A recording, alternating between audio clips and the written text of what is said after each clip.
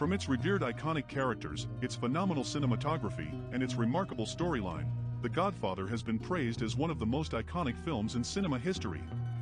Not only did it transform cinema, but it had a global real-life impact. The Godfather had gave some insight into the then mysterious world of the Mafia. Although it's a fictional story, many events and characters parallel real-life events and people.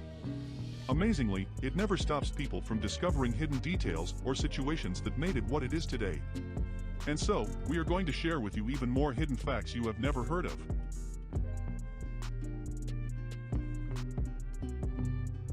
Don Vito Corleone possesses a very memorable and distinct voice, which added to his aura and grandeur.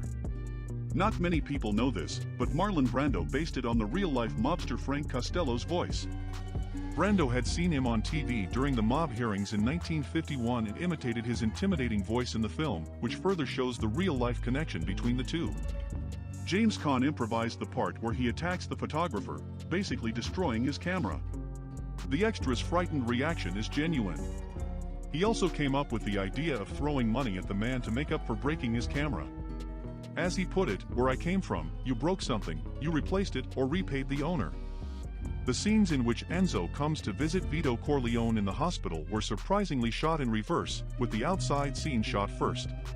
Gabriel Torre, the actor who plays Enzo, had never acted in front of a camera before, and his nervous shaking in the scene in front of the hospital after the car drives away was genuine.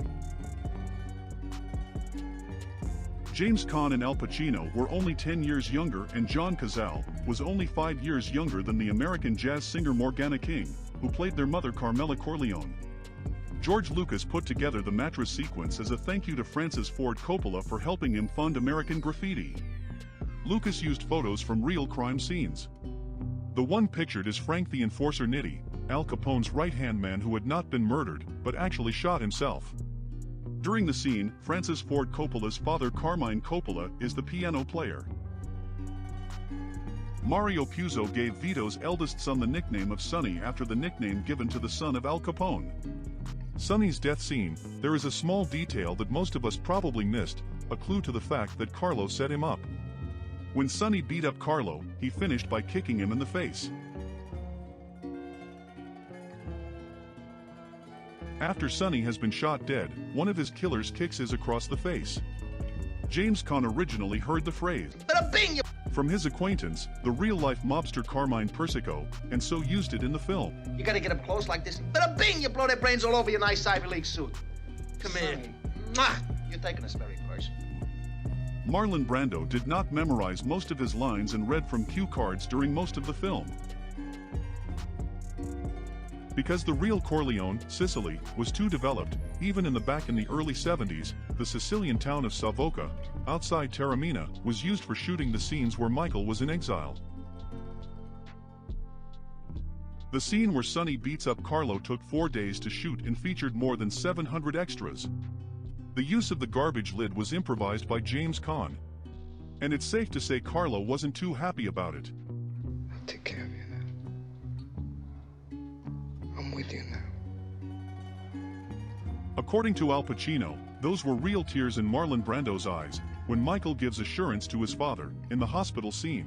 You can act like a man! What's the matter with you? The slap that Vito gives Johnny Fontaine was not in the script. Marlon Brando improvised the slap, and El Martino's confused reaction was real. According to James Caan, Martino didn't know whether to laugh or cry. And it really does show in the movie.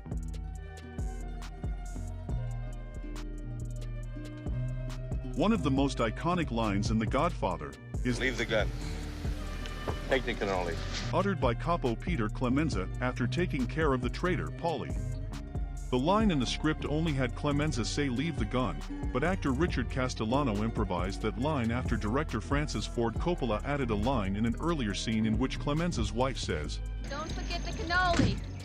Yeah. During the filming of the assassination attempt on Don Vito, across the street in a coffee shop, the man considered as one of the most powerful mafia figures of all time was observing the shoot. That man was the legendary Carlo Gambino. He could have very easily, with a single phone call, caused the entire filming to be cancelled. However, it seems Brando won his approval. Mob boss Joe Colombo was assassinated only a few blocks away during the filming of the final scenes. Coincidentally, the scene they were filming was the legendary baptism of fire, more specifically this one.